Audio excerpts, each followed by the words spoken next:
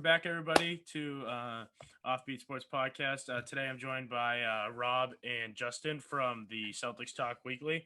If you remember from our last episode, we had Ian on from their podcast, so it's good to have them. Welcome, guys. Thanks for having us. Super excited. Yeah, thank you. We appreciate it. Yeah, no problem. So today's episode is presented. Talk some Celtics. A lot of stuff going on in the short off season we've had thus far. But Brad's making some moves. First, I want to talk about new coach. We got Ime. I like him. I mean, personally, I think he brings a new identity, and I think he's gonna get the guys going. What do you guys think? So when I first heard, because there were the three finalists were Chauncey, Ime, and then who was the other one? I think it was I forget. There was one other one, but when I heard that we went with Ime, I knew that his background was like pop, when he's got a pop background. So I was super like, because I didn't know a lot about him. All I knew was that he was Brooklyn Nets. He worked a little bit in Philly, and he was with Pop. So I was like super interested to get to know this guy more. And the more I read about him, the more I kind of like realized how well he's gonna fit our system, and not like only our system, but kind of what we lacked last year. Because I feel like Brad, don't get me wrong, I loved Brad, but I think what Brad lacked was kind of like that extra like push, that motivation that kind of a coach needs, right? So I think Ime, he's going to come in, and I mean, from his welcome interview, he was constantly talking about Jason, constantly talking about Jalen.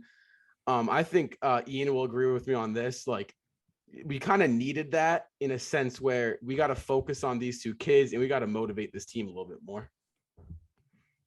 Yeah, I think that's super important.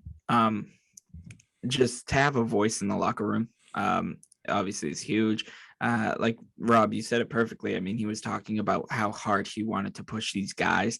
And just the new voice in the locker room, I think is huge. And obviously he praised Marcus Smart so much, which is kind of contradicting because we hear all these rumors, but we also hear high praise. So it's really refreshing for both the fans and the players.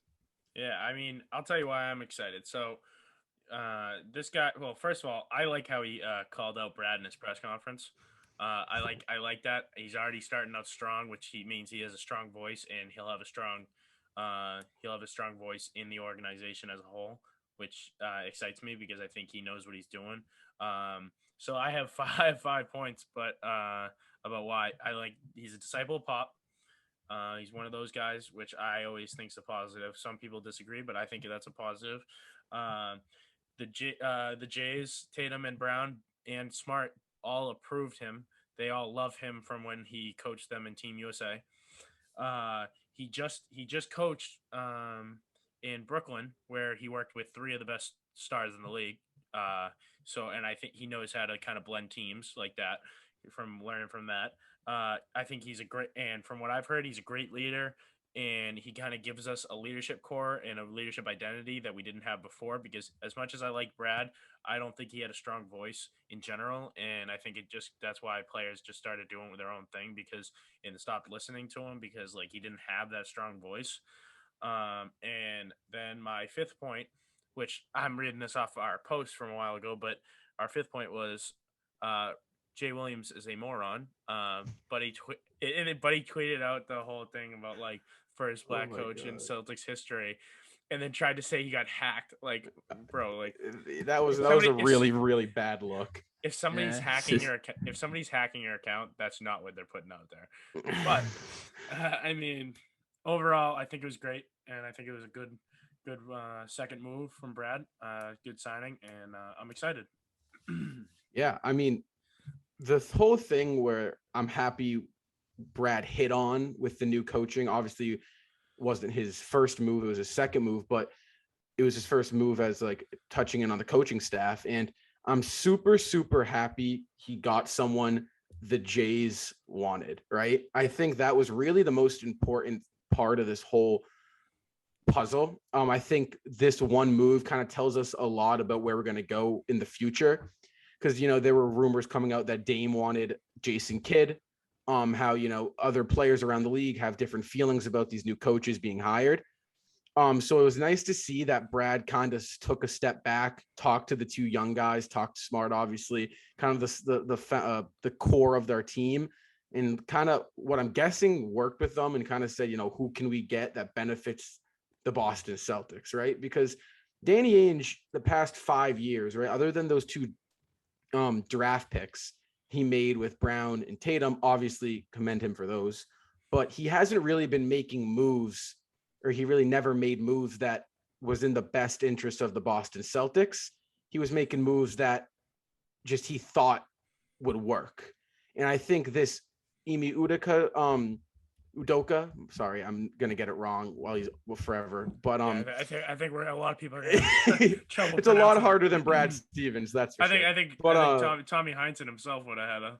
For sure. He would be saying that a million different ways every broadcast if he was still around. around.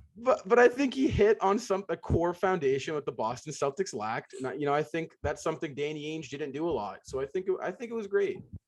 I think another move that Brad Stevens really hit an ace on was taking somebody who's also worked with the new head coach, David Stoudemire. I thought that was a great addition. This is, and I believe I lost the name. I just saw it at the corner of my eye today at work. I think the Celtics are working on signing another. I think it's a scout Miles. Or an assistant from Golden State. Yeah, that's awesome. And I just want to say, I know it's the first couple months of Brad Stevens being the general manager, but it's safe to say I think he's done a great job so far. Again, I know it's very early. The NBA finals haven't even finished yet as we're recording this, but I think Brad Stevens is off to a great start, especially with that Damon Stoudemire next to that new head coach.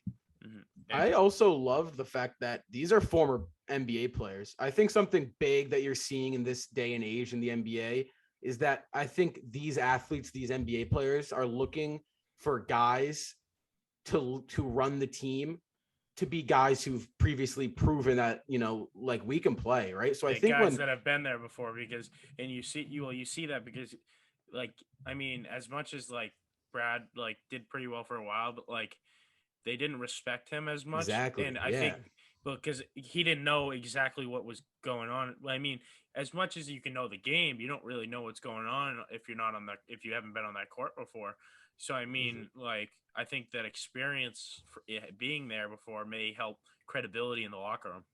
Yeah, for sure. When Michael Jordan, says something new on the court, you're going to take it a lot more serious. Obviously, Emi's not Michael Jordan, but you're going to take it a lot more serious than Brad Stevens, right? And no discredit to Brad Stevens.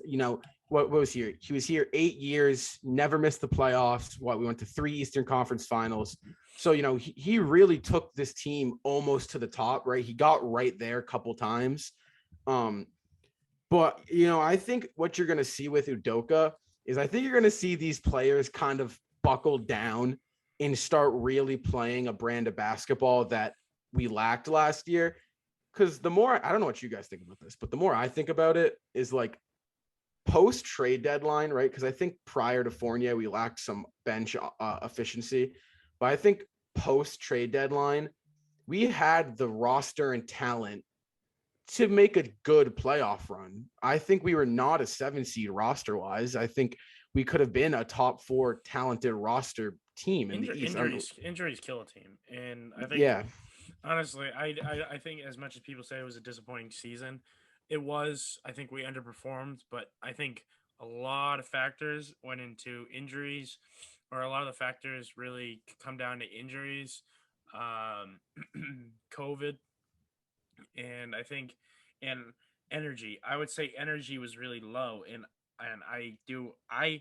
when I see energy is low on the court, and I see people not working as hard as they should, and this is what aggravated me about Tatum and Brown the entire year, and I've been very critical of them this year because I didn't feel like they were always giving 100%. I feel like more Brown or less Brown than Tatum. Tatum annoyed the crap out of me watching him play because I feel like at 1 second he'd be working his ass off and then another he just looked like he didn't even want to be there. And it was just aggravating because I think when he's going hard, he's a top 5, top 10 player in the league, but he's not doing it consistently. And I put when I think of energy and effort, I put it on the players, but I put it on the coach just as much, because the coach is the guy who's supposed to be getting these players to work. And if you're not doing that, I don't think you're succeeding as a coach. And I think that's why they decided to move on from Brad. And I think that showed on the defensive side of the ball. I mean, Brad Stevens basketball teams had always been defensively a top 5-3 NBA team in the NBA. I mean, even with Isaiah Thomas, I mean, the thing that really pushed us through that Wizards playoff run and, the run with 2018 was we got stops on defense. It started on the defensive side of the ball. And then all of a sudden this year, Brown and Tatum came out, lackluster defense. They proved they can get a bucket whenever they wanted to, but they kind of just sat back and watched on defense. And that's there were many times. Yeah, there were many times where, Rob, you and I had pointed that out during our post-game shows. Jason Tatum, it worries me that players, the top tier players kind of are an influence on the younger players. I mean, you see, obviously LeBron James, one of the, if not the greatest of all time. That's a whole other debate, but you see a lot of him walking back. You see a lot of James Harden not playing any defense. Do you guys think that rubs off on these younger talented players? 100%. And honestly, sometimes I feel like that may rub off negatively, but sometimes I think it rubs off positively, because I think some people see that and they're like, oh, I'm gonna outwork that guy and I'm gonna make him look stupid. And if I make LeBron look stupid, then I'm gonna get on a highlight reel or something but I mean, but like on his own team, I think that kind of puts a downer on your team. But I mean, other teams, I think that kind of makes them feel like, all right, if he's not going to work, I'm going to take advantage of that. But I think it's ridiculous. None of those guys should be doing that. I mean, and I get the whole like, oh, we didn't have an off season thing, but like, you're in peak physical shape for humans. Like, you are in like this amazing shape. You should be able to run up and down a court. I mean, like, obviously you get tired, but like LeBron, I mean, dude, you're the face of the NBA still. Like, you can't be doing that, especially with all these younger people looking up to him. Yeah. Like, you can't, because then you set a standard for basketball at all levels. Like I have people at camp like that I'm coaching at, like they just toss up shots, like they don't play defense, they just want to shoot threes, and like they just want to and they don't want to play defense, don't want to do anything else. And it's like, it's because of the NBA. And a little off topic, but like you see like all this crap that like is the problem with the NBA, is why the Team USA is having problems right now, is because they're not getting this. They're not getting the same treatment they get in the NBA by these refs. So they're struggling, and I think that's why people like even like younger generations are struggling in basketball, because they're not playing the game right, because they're playing it based on what they see on TV, and that doesn't work. That doesn't work down like at those levels, because you're not going to get those calls. You're not, like, half the stuff they do you can't do, like is not allowed in like the other levels. And I think that's just like a negative thing on basketball in general. I agree, and I think going back to the Brown and Tatum's attitudes, I think it was very poor. I think they wouldn't get a call, especially Tatum. It started out in the bubble. Do you guys remember he made some comment in the bubble and he's like, I'm a superstar and I'm not getting superstar calls. Yeah. And I think that says a lot about, don't get me wrong, I'm not bashing Jason Tatum, but, obviously we talk sports. One of the things we do is we critique players, so we kind of have to. Yeah. But, it's really, it shows, right? Let's take a look at 2018. Let's take a look at 2021 or even 2020. In the bubble, the Celtics looked like determined. They looked like they had something to prove, right? Tatum was not really a proven superstar yet by any means. Brown was not a proven all-star yet. they come in this year after a great bubble run. Everyone's like, oh, these guys are superstar. The Celtics, I mean, we were the favorites out of the East coming into the year, us and the Nets, in the Heat. And they kind of come out, they get off to a hot start, 8-3.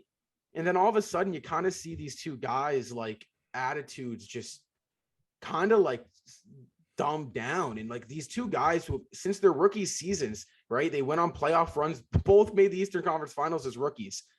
And they made it based off this premise of, I'm going to outwork you. I'm going to out hustle you. I'm going to out, I'm going to be the first guy on the floor. And fast forward 3 years, offensively, they're so gifted. They're so talented now, yet that goes away. But if you look at all the greatest players of all time, Larry Bird, Michael Jordan, Magic Johnson, LeBron James, even that Kobe Bryant, they were hustlers. They dove on they hustled for the loose balls, and they just didn't let their offensive talent, their ability to get a bucket whenever they want to, kind of take over their games. Yeah, and honestly, my worries from last year, mostly the energy and the defensive stuff, like just general effort, was most of my concerns other than the injuries, which I want to talk about the injuries later, mostly focusing on Tatum and Team USA, but we'll talk about that in a bit. But most of my worries were the energy and the effort. And I think once I saw the Udoka signing, it and the Al Horford trade, my worries kind of were went from actually worried to, oh, he's fixing this right now, because I think Udoka will energize them and get them to work. And Horford's a guy that takes no bullshit. And if his teammate's not working, he'll let him know. And he was a big reason for that Cinderella run in 2018, because he was always on people. Like him and Marcus Morris were always on people, getting them to work their asses off. And I think those two moves were energy and veteran presence that will get them moving, and it kind of eased my pain, if that makes sense. He's also a hell of a defensive player. I know, he's not as young as he once was, especially when he was. He's still got juice left in the tank. Yeah, I think he does too. I mean, I want. Have you guys seen his highlight reel over the last season before he got shut down? He was actually dominating. That's what I said. People are like, "Oh, he didn't even play. He's old. He's done." I'm like, dude, the Thunder had to stop playing him because he was winning them too many games. Well, that's what the Thunder do. They take guys who people think that are washed up, and it's like they give them an opportunity. It'll happen with Kemba. They'll do it with Kemba. They'll play him a few games, and then they'll probably ship him, which is fairly smart. I mean, what do they have? What do the Thunder have to lose, right? They got draft picks up the rear. But I think having Horford back was awesome, and that makes me question. Obviously Horford wanted that big contract. I don't blame him for leaving. He admitted it was strictly about the money. He wanted to stay. That makes me wonder, Danny Ainge didn't really go after him.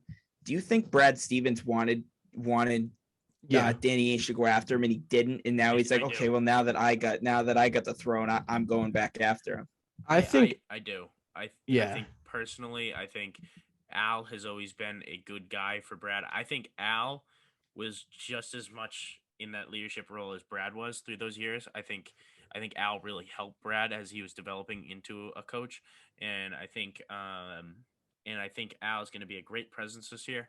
As we're transitioning into talking about that trade, I think that was a good acquisition for the team. Well, I don't know. So I feel like when you watch a basketball game, right, you kind of have a sense as who kind of runs the game, right? Like when you watch LeBron, the game, I feel like the pace, the flow of it usually runs on how LeBron wants it to work. So I feel like Al Horford, he does obviously not to the level of LeBron nearly, but he does a really good job at keeping this pace, right, of controlling the game. He's a great playmaker. He plays phenomenal defense. And I think Brad I think everyone liked that in regards to your question. I think both sides wanted him. But at the end of the day, I don't think Danny was like, I'm not paying you that kind of money. So, in Well, regards to the trade, I love it. And I agree with you on the pace thing. And I think I honestly think we're gonna go back to a more of a offensive scheme from like 2018 where we didn't play with like a big name point guard, where like we had Rozier who was playing, but I mean most of everything ran through the top of the key with Al. Al would play the top of the key, Totally. and he can pull that three, which is great.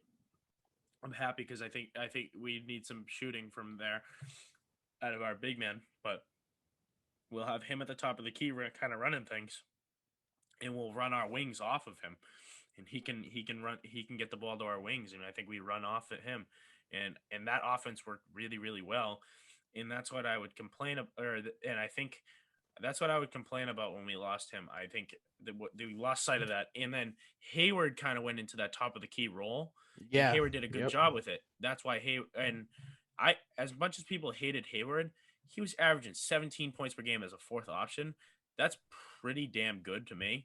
A quick little stat. He averaged the highest points per game with the lowest usage rate in NBA history. 2020. And people still bitched about him. I think Boston fans got too greedy at that point. Yeah. And I think that I honestly think Boston fans drove him out. Just because like there was so much negativity around it. And I think he was just like, I'm gonna get out of here and show him what I could do. And everyone was like, oh, why didn't he do that with the Celtics when he had success with the Hornets? And I was like, I mean, he was doing the same exact thing. He's just he's a first option now. Ball was in his hands. Yeah. Yeah, the ball's in his hands. As a fourth option, you'd be lucky to get like 10 shots in a game. I mean, like, come on. Well, you made the point about the point guard, and I actually really like that point because a lot of Celtics fans right now are saying like, make a move for Dame, go for DeJounte, go for, a point guard. We need a point guard. In my eyes, right, my thought process, right, the way I look at the history of the NBA, but there's three exceptions, right? There's Isaiah Thomas in 1989. There's Steph Curry and there's Magic Johnson, right? When was the last time the point guard of the team was by any means the best player on that team? If you look at, let's roll back, right? 2020, the Lakers, LeBron. 2019, the Raptors, Kawhi. 18-17, Durant. 16, LeBron. I mean, we could keep going back and back and back. It's always a forward / 6'6". If it's a guard, it's going to be a 6'6" shooting guard. Kobe, Michael, and look at now D-Book. Right, in order to win a championship, you don't need a Damian Lillard. You don't need a Kyrie Irving. You don't need an Isaiah Thomas. You don't need a Kemba Walker. What we need are big defensive / offensive wings, Jalen and Jason, who are athletic and can shoot the three. It's in the history of the game. That's who wins, and that's what we have. So sit on those two talents and build around them. Let Pritchard kind of get another year under his belt, I'd say. That's a good point. And people forget Tatum is like 23, Brown 24. Like, these dudes are young. Very, very, young. Very young. And honestly, and I talked about this with Ian, I think I said the Celtics need to pick whether they want to build for the future around Tatum and Brown or build right now to win around Tatum and Brown. If you're going to try and build right now, go after big name guys like that and try and build them around Tatum. If you're trying to build for the future, just get young guys you'll be able to put around, like, then prioritize Pritchard. And I like Pritchard. If he is going to be the point guard of the future, it's going to be more of like a distributing role that I think he has to get used to. Well, I think, and I know Justin's going to have a big point on what I'm about to say. I think what we should do, if there's a main like focus this offseason, I don't think it's Damian Lillard. I don't think it's a superstar. I don't think it's even Bradley Beal, as much as he'd help. What I think it is I think it's a guy like Rajon Rondo. Yeah, Jesus Christ, you stole the spotlight. Yeah. So here, you, because this is your thing. So I'll let you say it. No, I 100% agree with you. And people who know me know Rondo's my favorite player, so this might sound really biased. But first and foremost, Rondo is a great leader. He's always been. Obviously, he's got few problems with his maturity. That kind of goes everywhere in the league. A lot of players, with the big egos, but Rondo knows the system. He's great defensively. He's great offensively. I'm not saying start him. I'm not saying play him in such a big role. But I think you're looking for an experienced vet. And I think, and obviously the Celtics are pretty high set on Pritchard. You're not going to trade him unless obviously you get something great in value, package him up and get something great in value. And the Celtics are really high on him.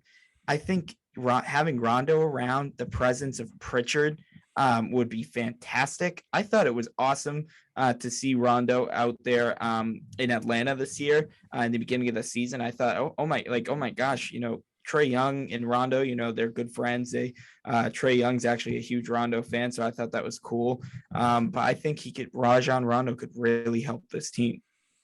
My thing with Rondo, if you go after him, you basically have to start him. I don't think he's a start. I love Rondo, always have. If I'm going for a point guard, especially a playmaker, I'm looking at Lonzo. It's another one I love. People love or hate him.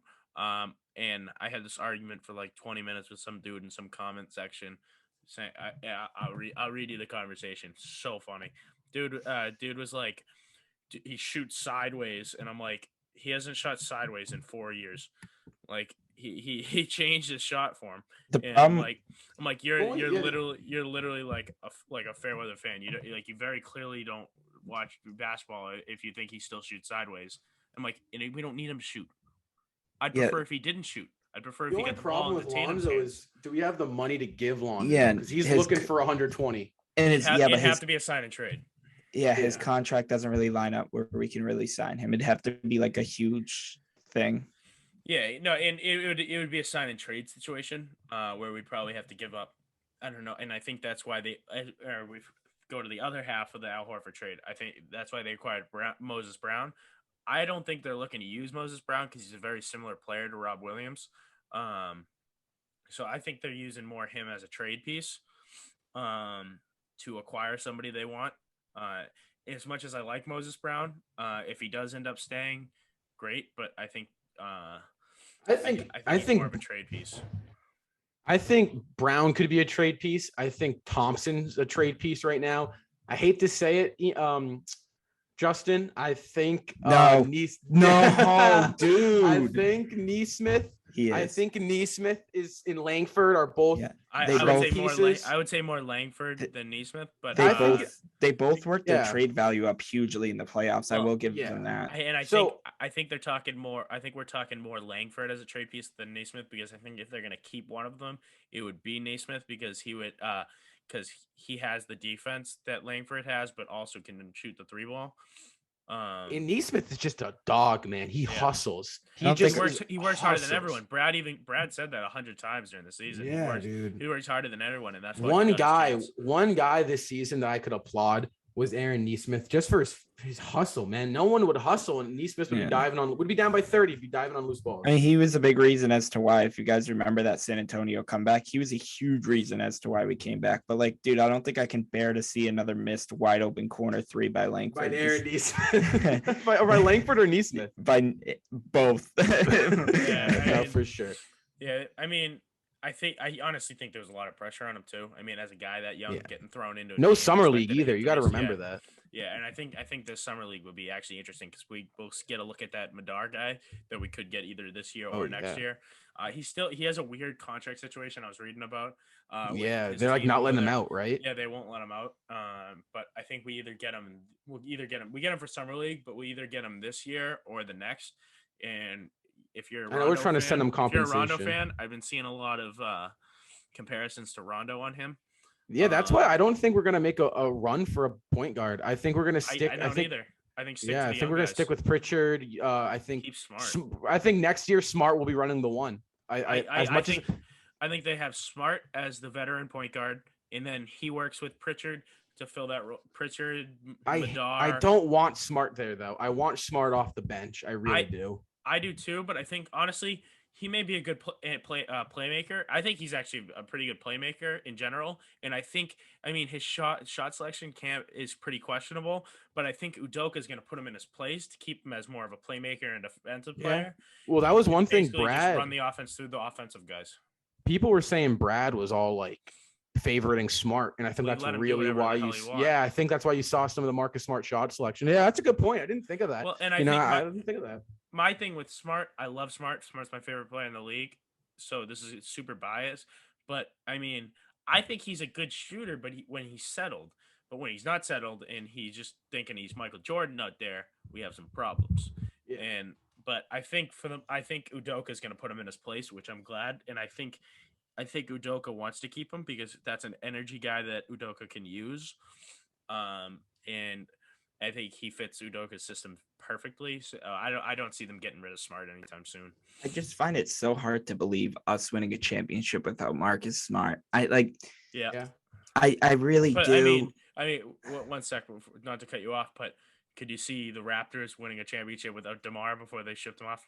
Very different, but like, I mean, that happened. Everyone was like, "Oh, you did DeMar dirty," and then they won a championship. So I mean, and then they got Kawhi after that, which I get what you're saying, but like, I just can't I can't see the Celtics. I shouldn't say I can't see. It's very hard to see the Celtics winning a championship without Marcus Smart. I didn't think Garnett or Perkins should have been the head coach, but imagine Perkins and or Kevin Garnett on the coaching staff and Marcus Smart on the team as a player. That would be insane. That would be, the intensity would be nuts. I really doubt. I'm not saying I doubt we'd win, lose games. Obviously we lose games. You can't win them all, but we wouldn't lose games. We wouldn't lose energy games. Yeah, exactly. They would never out hustle us for sure. And a player, not to get off topic, but a player I would love to see Smart play with would be Tony Allen. That would be a player I would kill to see. They have such similar play types. I think Smart is a little bit better offensively. I mean, Tony Allen was 90% of his offensive game was at the basket. But those are two players I'd love to see. Yeah. So I kind of want to shift into talking about Tatum right now for more injury wise. I have some pretty strong feelings about him playing for Team USA that I actually was talking about this morning with my buddy. But I think completely stupid. I don't know why he's playing in the Olympics this summer. I mean, I get like the experience, it's a great experience, but dude, you just came off one of the shortest off seasons in NBA history, and then you had injuries all year, and you're going to play more basketball. I don't think it's very responsible. And I think that the Celtics should be worried about that. I don't see it nearly as much as I feel like I should, on sports accounts talking about it. But I honestly think it was a bad idea for him, and you already see it. He had to sit in the third exhibition game for knee soreness, and then back to back. He couldn't play the back to back, and I think that should worry Celtics fans, because if he gets hurt, we're screwed, because he didn't get to rest. My thing is, I see a reason why we can worry, why we should worry, but at the same time, it's like he's not playing. It's not like he's playing 25, 30, 35 minutes a game, right? Like you see a lot of him playing 20, 17, in the Olympics, it's a much different game. They're 10-minute quarters, right? It's a slower game. It's like you're watching 2005 NBA basketball. It's really what it's like. So I think it's less risk of injury. He's not playing big minutes, so it kind of that might be a reason for him, like an exception. But if it was up to me, I would tell him no. I think as a coach, I wouldn't want my players playing in the Olympics, my superstars. But at the same time, all NBA legends ever, most of them have been in the Olympics. So I think Tatum's body can take it. But you also think about the Olympics; it's after full off seasons. They get some time before the off season starts. For sure. So it's and I think it's a struggle. And I think I don't think it was responsible. I mean, I love to see him play, and I love watching the Olympics, and I would love in a normal situation. I'd say go for it. Yeah, that'd be awesome. I want to see Brown out there too. But like from a like Celtics fan point of view, where he's coming off injuries, you see he has knee soreness and he had to sit out a back to back. You know, an Olympics game kind of makes me worry a little bit. And if he gets injured, I don't even know. I think you'll see them talk about it a lot more if he gets injured in these Olympics. I kind of look at the Olympics as like a summer league for the veterans, where like the NBA summer league, typically guys only play if they're in like their first 4 years, and then or if they been a free agent for a while and they need a chance. So I kind of look at it as like a summer league, especially these exhibition matches. I don't know how concerned we should be with the soreness, obviously. It kind of haunts us He back does not want to play. He was yeah, like, yeah, I'm out. but like that just makes you like think of like, ugh, I thought we got rid of Kemba Walker, second night of a back-to-back. Yeah, Listed it as was soreness. some You know what I mean? PTSD So it definitely with gives it, you a little for bit sure, concerning. But also I think they know when to push and when not to push. Win me a gold medal, and you know what I mean? Yeah, Like, if they don't win a gold medal, I'll be 10 times more angry that he played. Yeah, but that's just how I look at it. It's kind of like a summer league for the veterans. I mean, you could obviously tell they're not going 100%. I mean, they're not playing in big minutes either. I mean, come on, they're 0-2 or Or 1 and 2. So I don't think they're going 100%. I think once they get to Tokyo, they'll obviously play a lot more fluent and a lot more maybe faster pace or and like you said, Rob, it's not the NBA, right? It's a completely different league. It's a lot more aggressive, but the quarters are shorter, the minutes are shorter. So it's like a bittersweet thing. Like you can find reasons as to why this is awesome for Tatum to play, but there's also a handful of reasons as to why you might be nervous of him playing. My favorite pro of him playing is he's recruiting. And I big think time, big time. Even Damian Lillard, which especially is Brad, Bradley Beal, and I think we get Bradley Beal next free agency. I'd be very surprised if we didn't. Yeah, well, I think. Sorry, Justin, you go. No, I'm just saying. I'm not saying that I want this person, but he's been in a lot of rumors as of late. Is also Kevin Love. I'm not saying I want him to come to Boston, but I mean, who was it that was talking? Was it Bradley Beal? They had one of the reporters asked him like, "Is there any recruiting going on behind the scenes?" And he basically admitted like, "Yeah, there's some talks going on." Like, yeah, I mean, well, that's how the 2011 Heat team. That's how the first Heat team got assembled in the Olympics when Braun and Wade were like. I mean, look at the All-Star break. You're telling me guys halfway through aren't talking to each other? I mean, look at last year, the season before that, Kyrie Irving and Kevin Durant were caught talking in the tunnel, and barely you can audify it. Two max contracts. Well, what was my point? I got off track. I started thinking about Kyrie Irving, and I'm pissed off. But I remember it was Bradley Beal. I think it will tell what direction we go for the rest of July once free agency starts. I think if we extend Robert Williams, I think if you see us sign Fournier back and extend Rob Will, we can't make a run for Bradley. It just money won't work out. But I think if you see Fournier maybe take a lower contract or Fournier walks, Rob Will's extension still isn't being signed. Because you can sign, so say if we sign Brad Beal, we can still sign, if we sign Brad Beal to a max, we can sign Robert Williams to the same amount we could before, but we couldn't sign Bradley Beal. You see what I'm saying? Because so that extension can go into the hard cap, where Beal, we can't really sign Beal into the hard cap, into the salary cap. So I think if Brad sits back, right, waits, I think you're going to be seeing, you should think Bradley Beal's coming next year. Well, it'd be interesting if we did trade for him at any point this season, because we do have a bunch of trade exceptions.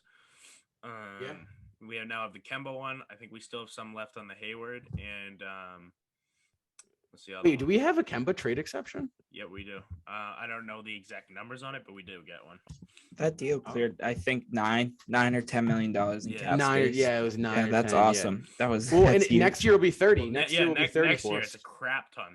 Yeah, So- we got. Yeah, it was. It was a Because salary dump. his salary drops down to 13, or Horford 13 or 14. But yeah, This might be a bold take. This might be a bold take right here, but I don't know if you listen to our podcast. What do I have, Justin? At least 2 or 3 bold takes a podcast. But They're brutal. They're brutal. They're brutal. Oh, don't get me started. We have a guy that like just talks out of his ass half the time. No, Justin will call him bad. I call him genius. They're but comical. They're comical. I Hey, think no, no, no, laugh. Let me good- go good make a bag of clickbait. popcorn while I'm waiting. Good clickbait. exactly right. I something I always say before I say them. I said, is there really a Celtics podcast, a basketball podcast, if you're not saying something that's going to stir up some fan drama? Or All right, it's like, ready, you know guys, what I'm saying? guys? This is gonna be a clip for me to put on the Instagram. The Celtics are gonna get LeBron James. It's a fact. Well, what I was going to say was, I think the Celtics roster, you signed Fournier back, right? You got Smart the 1. You signed a vet point guard as well. Smart the 1, Brown at the 2, Tatum at the 3. Oh, no, actually, I lied. I would put Horford at the 4 and Rob Will at 5, personally. Yeah, all right. So I don't know how the lineups are going to work, right? But roster wise, right, with that roster, I think you see this team back into the top 3 in the East. And I don't even think that's a bold take. I think Yeah, I don't think that's a bold take. I think just think that's- it's facts. I think I think we're they like top gonna 3 this compete. year. I think they should have been top 3 this year. Yes, I agree. I Healthy. agree. I mean, They healthy, started like it, and then not to throw excuses out. Obviously, we had a terrible season, but You get hit with COVID. we got hit with COVID. I mean, even Yeah, Jason Tatum went down. we for didn't 2 play. weeks. We didn't Well, play we a had game with the a red- clean we had the injury. red- There were 3 games we had to postpone this year because of COVID. I mean, it's We had the ridiculous. Red Claws. We had the Red Claws playing for like 3 or 4 games. Yeah, I know. Which, for some dumb reason, we actually had good games. Those games. But I think next year, I do not think we need a Damian Lillard. I do not think we need a Yeah, Bradley I Beal. doubt we acquire a star point guard. No, yeah, I think Tatum and Brown are that good. Jason Tatum, I think, is top 10. If he's not top 10, he's 11, right? And I think Jaylen Brown is Jalen and Jason. I think are a top 5 duo in the league. Can I say that? That's not crazy, agree. is it? I would agree. I think LeBron, AD, Kawhi, PG. You could say Chris Paul, Devin Booker if you want. Yeah, I mean you could put, but I think Brown and Tatum are better. I would say that. You could put Giannis, Middleton. Yeah, so I'm I mean, just because trying to think of Embiid and Simmons train has sailed. That's gone, They're so I think they're a top 4, or Durant and Harden, or Durant and Kyrie. They're in there. Yeah, I forgot about the Nets. So they're top 5, and I think they got a great supporting cast now with Horford, Smart, Rob Will, Fournier. I think I think you'll see Pritchard at like 12 points a game next year. So I say don't pull the trigger on anything. Give it a year. I think we're gonna make another big run. That's what I think. All right. Well, that's all I got. I don't know if you guys got anything else. No. But thanks for joining me today. Everyone go check them out on their Instagram is the Celtics Talk Weekly. Make sure you go throw them a follow. Thanks for joining me, guys. Thanks for having us. It was an awesome time talking. Yeah, thank you, man. Yeah.